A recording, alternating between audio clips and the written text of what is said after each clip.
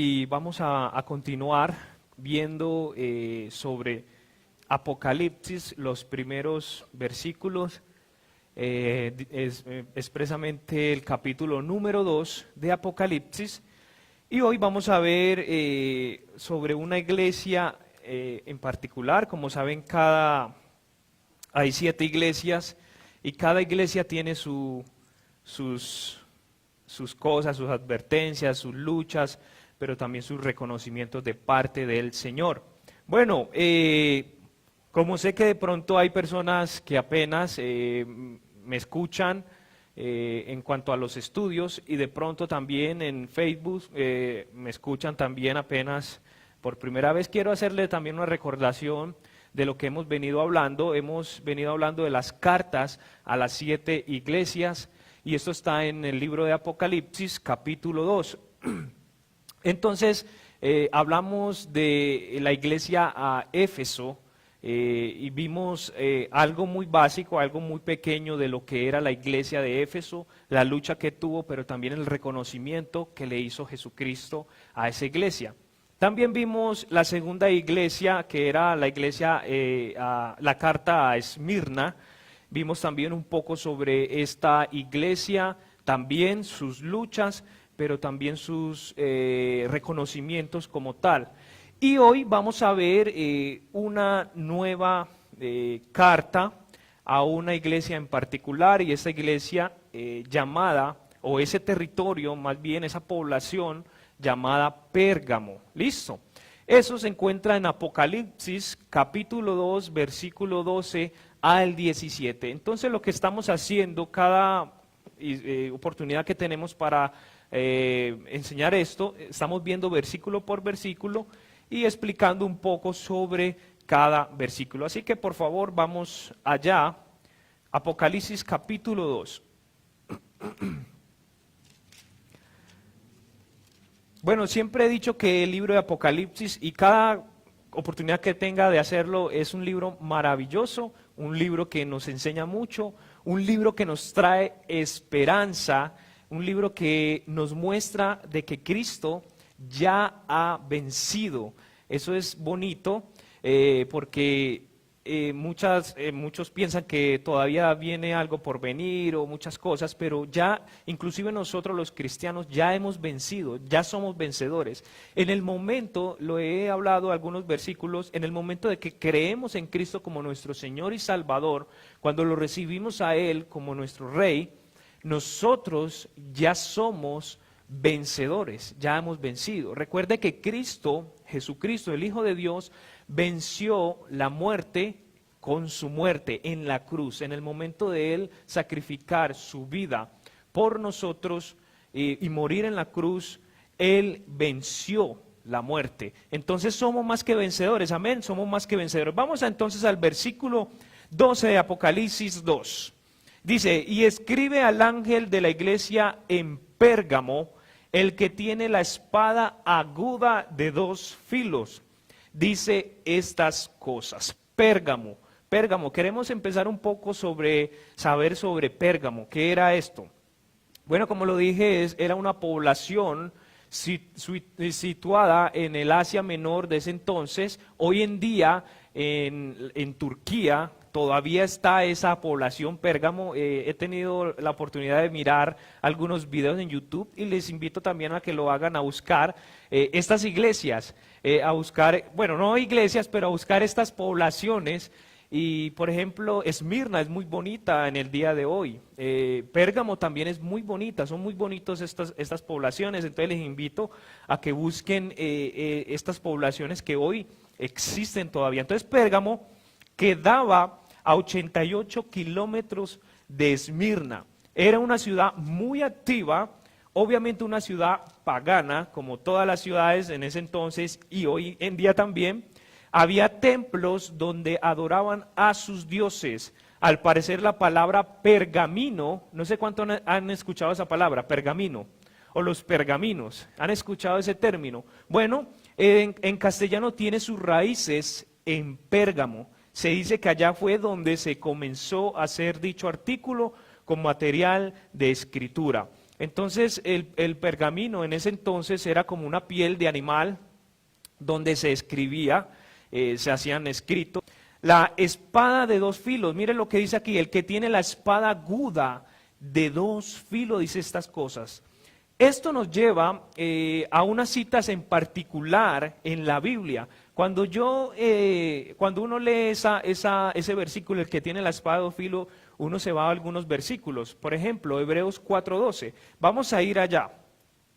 Es un versículo reconocido. Todos conocemos este versículo. Hebreos 4:12. Porque la palabra de Dios es viva y eficaz y más penetrante que toda espada de dos filos y penetra hasta partir el alma y el espíritu y las coyunturas y los tuétanos y discierne los pensamientos y las intenciones del corazón.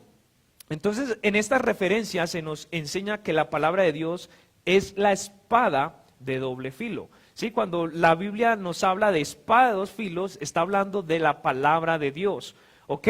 Esto es muy importante.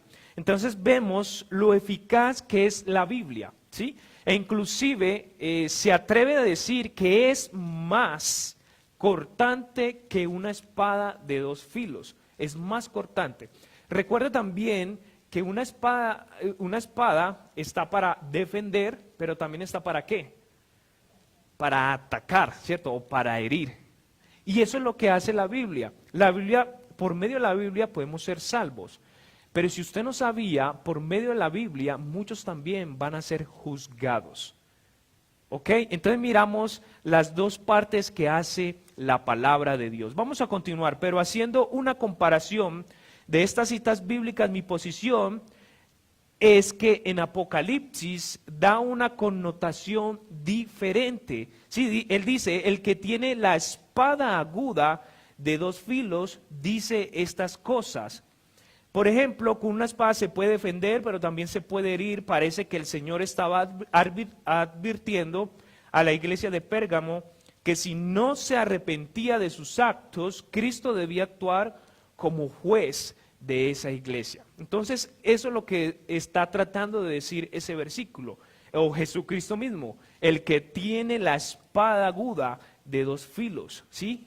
O sea, para atacar, ¿sí? Para herir. Recuerde que Jesucristo en el futuro no va a venir como cordero, no va a venir como vino en la primera vez, vino como cordero, como manso, quieto, no hizo nada. ¿Cierto? Fue crucificado, muerto por nosotros, pero en el futuro va a venir con otra actitud. Dice la palabra como león, ¿sí? Como león. Va a venir como juez. Y acá, en cada de estas iglesias, no sé si lo hemos visto, en cada iglesia, en los primeros versículos, él se representa como el de autoridad, como el todopoderoso, como el primero, el último. Y acá en Pérgamo le está diciendo el que tiene la espada aguda de dos filos. Bueno, agudo, ¿qué es aguda? Aguda es como lo puntudo de esa espada o lo delgada, también se podría decir de la espada de dos filos. También es interesante, vamos a ir a un versículo, Efesios 6:17. Vamos a ir a Efesios 6:17.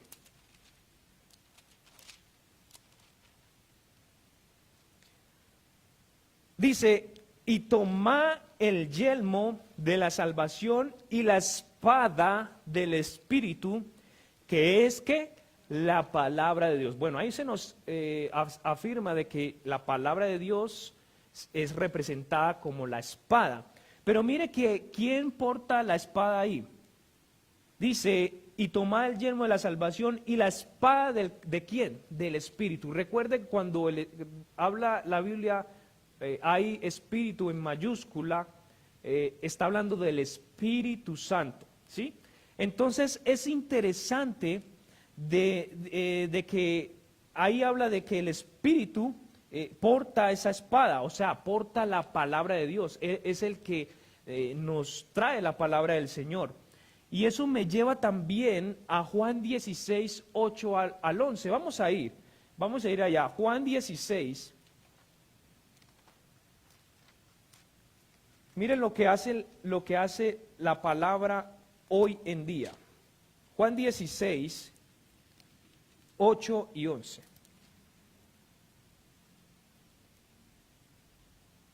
Dice, y cuando Él venga, rearguirá al mundo de pecado y de justicia y de juicio, de pecado por cuanto no creen en mí, y de justicia por cuanto voy a mi Padre y no me verás más, y de juicio por cuanto el príncipe de este mundo ya es juzgado. Miren la diferencia en cuanto a esas dos connotaciones, hablando en cuanto a la espada. Ahora, el Señor nos muestra esa espada o la palabra de Dios, ¿para qué? Para rearguirnos, para salvación, ¿sí? Pero ya no va a ser lo mismo en la venida del Señor o en el futuro. Ya la espada que Dios va a utilizar, la va a utilizar en forma de juicio para aquellos que no creen o no creyeron en Jesucristo. Entonces es muy interesante esto. Es el objetivo del Espíritu Santo, que la persona sea convencida de pecado, de juicio y de justicia. Él utiliza la Biblia para esos objetivos, pero Cristo utilizará la espada, es decir, su palabra, para juzgar en el día de la ira o el día del juicio. Vamos a continuar. Entonces ya miramos un poquito el versículo 12. Versículo 13, ¿qué dice?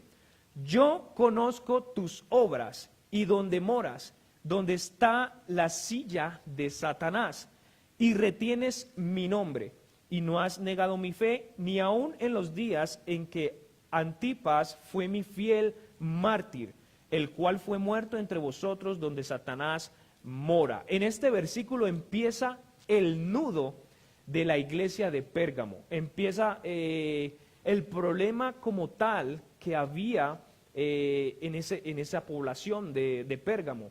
¿Sí? Hay algo que quiero destacar ahí. Dice, yo conozco tus obras. Primero Dios admira a la iglesia. ¿Sí? Primero le dice, bueno, está bien lo que estás haciendo, tus obras están muy bien. Y donde moras. Pero miren lo que dice, donde está la silla de Satanás. Miren lo que pasaba en esa ciudad. O sea que era una ciudad que Satanás tenía todo el control, ¿sí? Y hoy en día, si usted no sabía, Satanás lastimosamente tiene el control de muchas ciudades o de muchos gobiernos, Y algo que yo veo interesante en la iglesia de Pérgamo estudiando estos versículos es que Dios pone luz en medio de la oscuridad. Amén. Donde hay más oscuridad, donde hay más pecado, ¿sabe que hay veces uno no comprende a Dios? Ahí Dios pone luz.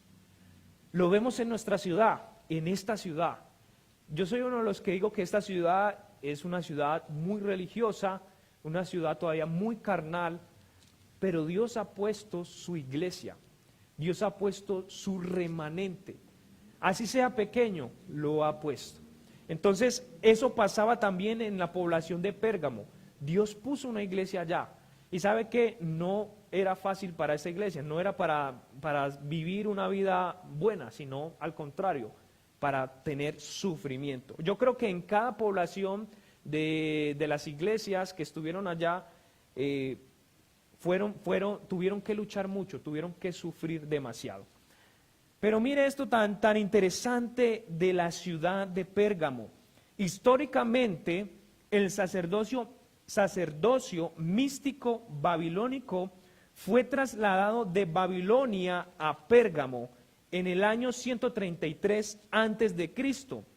Su sumo sacerdote era conocido como el máximo constructor de puentes. En latín, este título era escrito como sumo pontífice, ¿sí? Entonces, no sé a dónde le puede llevar usted ese título, el sumo pontífice, ¿sí? Que eso viene de los babilónicos o de esa religión babilónica. Tremendo, tremendo. Mire, Pérgamo fue la ciudad que estableció toda la religión babilónica cuando fue conquistada Babilonia. De allá llevaron a Pérgamo toda esa religión. y había un sumo sacerdote conocido como el máximo constructor de puentes, que en latín ese título era escrito como sumo pontífice, el título del Papa de hoy en día, ¿cierto? Al Papa se le llama el sumo pontífice. Mire, para el Señor no hay casualidades ni para nosotros los cristianos. Todo tiene su propósito y todo tiene su línea. Entonces, es interesante eso, averiguar eso y conocer de eso. Ellos enseñaban la religión de Semiramis, Tamuz y Nimrod. Históricamente, en el concilio de Nicea, Constantino casó la así llamada iglesia cristiana con la religión mística babilónica. Entonces, hermanos, esto era lo que estaba viviendo la iglesia de Pérgamo. Estaba viviendo luchando contra una religión grandemente fuerte. Quiero recomendar un libro que me leí hace varios meses, se llama Las dos Babilonias. Las dos Babilonias, un libro excelente si usted quiere profundizar un poco sobre Babilonia y sobre algunas comparaciones con la iglesia tradicional, sería de gran bendición. Es muy buena ese libro. Entonces, allá se vivía una lucha, no es diferente hoy en día. En nuestras ciudades tenemos todo tipo de cosas, como bares, como prostitución, drogas, asesinatos, y también predomina la religión, donde Satanás está sentado. Lastimosamente en muchas ciudades no es diferente, ¿sí? En muchas ciudades vemos bares, vemos fornicación, adulterio, vemos un desenlace totalmente satánico. Y así como Pérgamo vivía, o como esa iglesia sobrevivió a ese entorno, a ese contexto, también nosotros debemos de hacer eso, sobrevivir a ese contexto, a ese entorno. Listo, vamos a seguir. Dice entonces, donde está la silla de Satanás y retiene mi nombre y no has negado mi fe, ni aun en los días en que Antipas fue mi fiel mártir. Dice, Antipas fue mi fiel mártir. Sobre este personaje no se sabe mucho. Fue asesinado en Pérgamo por su resistencia al imperio. Fue un hombre fiel hasta la muerte. Cristo destaca la lealtad. Seguramente lo veremos recibiendo los regalos de Dios, estos que dieron su vida por Cristo. Vamos a continuar con el siguiente versículo, versículo 14. Dice, pero tengo unas pocas cosas contra ti. Hemos visto en las tres iglesias de que Cristo siempre tiene algo para decir a la iglesia, a las iglesias que hemos estado estudiando. Tengo unas pocas cosas contra ti, que tú tienes ahí a los que retienen la doctrina de Balaán, el cual enseñaba a Balac a poner tropiezo delante de los hijos de Israel, a comer de cosas sacrificadas a los ídolos y a cometer fornicación. Yo no sé si usted se recuerda sobre estos personajes Balaán y Balac, ¿sí? Estos personajes son nombrados en el libro de Números. Está en el capítulo 22 y hasta el capítulo 25. Entonces recordemos que Balac, rey de Moab, buscó a Balaán, un profeta, a que maldijera al pueblo de Israel, lo cual ocurrió lo contrario. ¿Cuántos se acuerdan de esa historia de Balaán y Balac? ¿Sí? De que el rey le dijo a Balaán que maldijera al pueblo de Israel, pero obviamente no sucedió así, sucedió lo contrario. En vez de maldecirlo, lo bendijo. Pero todo era el propósito del Señor. Pero parece que esta misma ola, esta misma situación, se había trasladado con el tiempo y formando como una especie de doctrina, como una especie de enseñanza. Y ellos eran como los referentes, Balaán y Balac. Les invito a que busquen la historia en la Biblia en Números y lo lean. Parece que este profeta era muy liberal y a la hora de enseñar, enseñaba a Balac a corromper al pueblo de Israel, haciéndoles creer que todo estaba bien, siempre y cuando la doctrina fuera sana.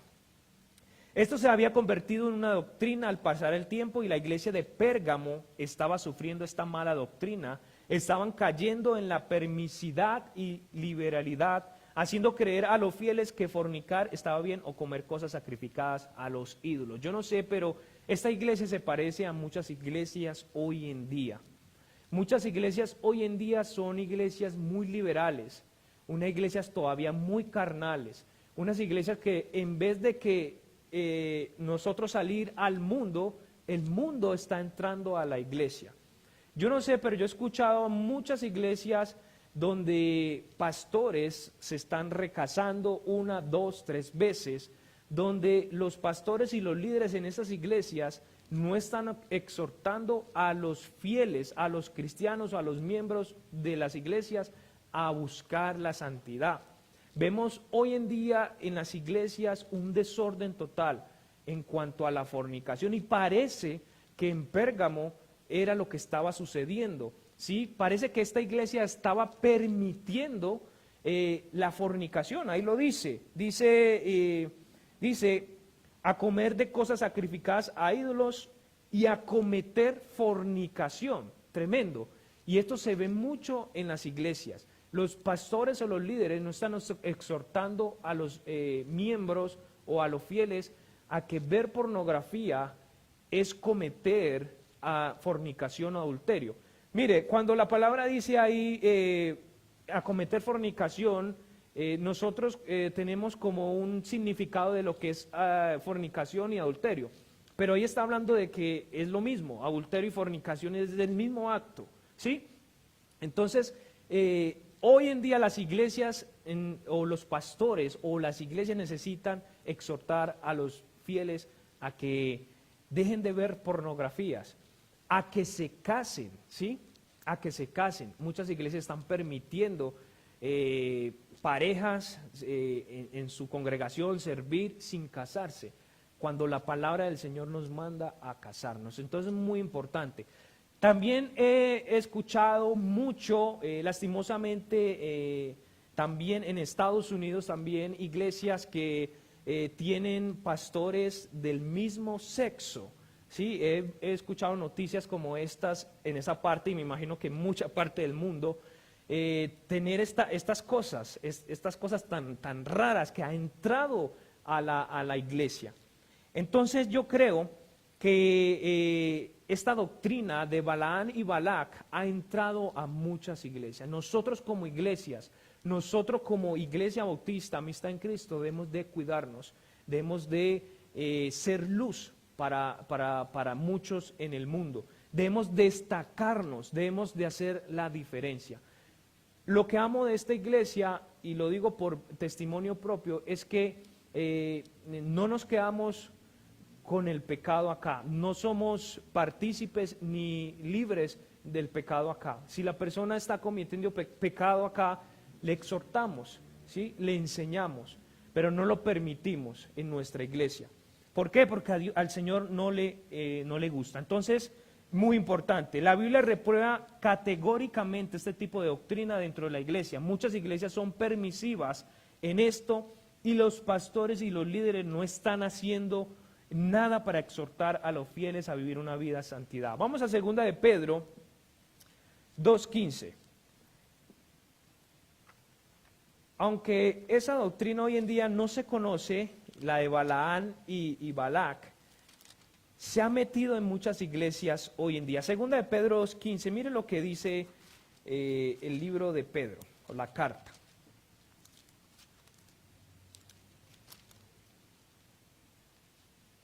Dice, han dejado el camino recto y se han extraviado, siguiendo el camino de ¿qué?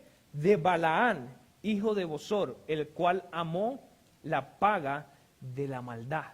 Tremendo. Eso era una doctrina como que fuerte en ese entonces.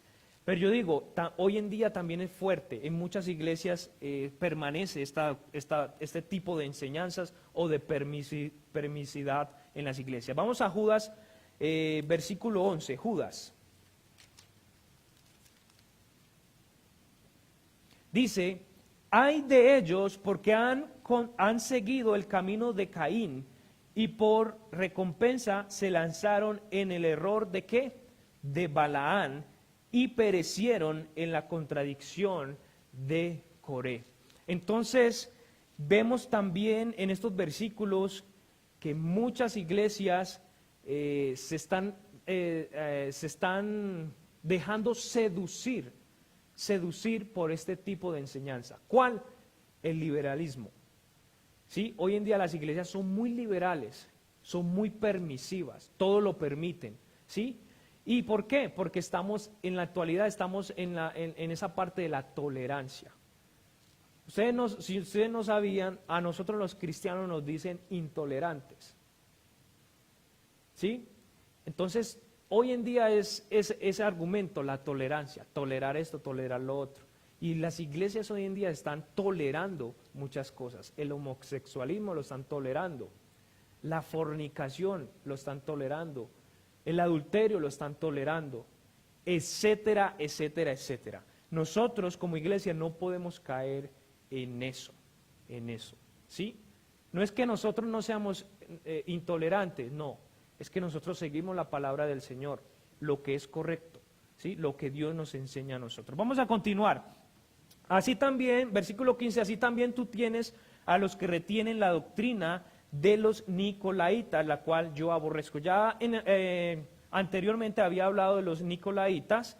Era un grupo que quería contaminar a la iglesia con sus malas obras y falsas enseñanzas. No se sabe mucho sobre el grupo, pero era un grupo que el Señor aborrecía, ¿sí? Un grupo que quería tergiversar la palabra del Señor. Entonces parece que había una mezcla, tremendo lo que estaba viviendo esa iglesia, había una mezcla de esos dos, de la enseñanza, la doctrina de Balaán, pero también la enseñanza, la doctrina de los nicolaitas. Había una mezcla total en esa iglesia. Entonces, lo que estaba pasando en esa iglesia era tremendo. Entonces dice, arrepiéntete, versículo 16, arrepiéntete porque si no vendré pronto a ti y pelearé contra ellos con la espada de mi boca. Mire, nuevamente, espada de mi boca. El Señor manda al arrepentimiento a la iglesia de Pérgamo, es decir, que limpiara a la iglesia de la falsa doctrina que estaba infiltrada y que dejaran de ser permisivos con los que practicaban pecado dentro de la congregación. Dice, vendré pronto a ti. Es una cita también muy fuerte a la iglesia, advirtiéndole, ¿sí? Y eso es lo que hace Jesucristo en cada una de las cartas, advierte a la iglesia. Eso es lo bueno de Cristo, que Él le advierte a uno, Él le dice a uno, trata de que uno retome otra vez el camino. Vamos al versículo 17. El que tiene oído, oiga lo que el Espíritu dice a las iglesias. Al que venciere daré a comer del maná escondido, y le daré una piedrecita blanca, y en la piedrecita un nombre nuevo escrito, el cual ninguno conoce sino aquel que lo recibe. Un mensaje para todas las iglesias, para las iglesias actualmente. Hoy en día es este mensaje para aquellas iglesias o para nuestra iglesia. Dice, un mensaje para todas las iglesias que presten atención a lo que el Espíritu dice a las iglesias. Lastimosamente muchas iglesias no están cuidando y están dejando entrar el mundo a la iglesia. Comer del maná, dice ahí, daré a comer del maná escondido. ¿Qué significa esto? Cristo hacía una referencia a Él mismo, ¿sí? Recordemos que Él se representó también como el pan de vida. Pero vamos a continuar, refiriéndose a que el creyente tendrá una eterna comunión con Él, así obteniendo una vida espiritual destacada. Dice escondido porque todos no lo ven ahora, pero llegará el día que todo ojo lo verá y confesará que es el Señor. Eso está en Filipenses 2:10. Cuando dice, daré de comer del maná escondido, está hablando de Él mismo, ¿sí? Está hablando de que Él es la fuente de vida, de que Él es el pan de vida, ¿sí? Y dice escondido, porque ahora no lo vemos, pero en el futuro todo ojo lo verá, todo lengua confesará que Él es el Señor, que Él es el Rey, y toda rodilla se doblará delante de Él. Dice, una piedrecita blanca. Bueno, estuve investigando esta parte de la piedrecita blanca y estuve mirando varias posibilidades al significado de esta frase, lo cual hay varias. Vamos a encontrar pasajes bíblicos que su significado las sabremos en el cielo. Bueno, hay cosas en la palabra del Señor que solamente en el cielo vamos a saber su significado, ¿sí? No podemos improvisar, ni inventar, ni nada. Hay cosas que solamente en el cielo lo sabremos.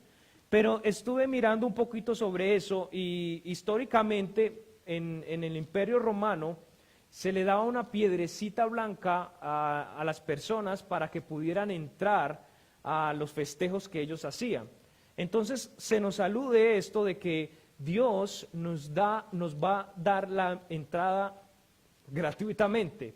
O sea, tenemos ya la entrada al cielo, ya tenemos nuestra entrada al reino del cielo con Él, ¿sí? Con Él, a tener una comunión con el Señor. Entonces, es una promesa que el Señor le hace a la iglesia o a las iglesias, y le daré una piedrecita blanca, y en la piedrecita un nombre nuevo escrito. Un nombre nuevo, solo nuestro Dios sabe sobre esta afirmación, pero nos demuestra una vez más que el Señor quiere tener una comunión con nosotros. Seguramente nos llevaremos muchas sorpresas cuando estemos con Jesús. Su recompensa, su majestad y todo lo que hay donde Él está, no lo podemos imaginar. Mis hermanos, tendremos un futuro grande con el Señor, pero debemos de portarnos a la altura de la palabra del Señor. Debemos ser obedientes, debemos rechazar el pecado totalmente. No podemos permitirlo en nuestras congregaciones. El Señor tiene grandes promesas y grandes regalos, grandes sorpresas para nosotros los cristianos. Mi invitación en esta noche, si usted no tiene a Jesucristo como Señor y Salvador, usted pueda recibirle, pueda empezar a seguirle a Él, pueda empezar a que Él sea su Rey y su Señor. Esa es mi invitación esta noche. Y si usted ya tiene a Jesucristo como Señor y Salvador, también mi invitación es que continúe en santidad, continúe siendo santo para el Señor, continúe honrándole, bendiciéndole, aprendiendo más de su palabra. Mis hermanos, esto era lo que es la iglesia de Pérgamo. Es interesante conocer cómo vivían esas iglesias, lo que pasaban, las luchas que vivían. Es muy interesante, entonces esto es lo que es. Vamos a orar al Señor y terminamos. Padre, Dios del cielo poderoso, gracias por...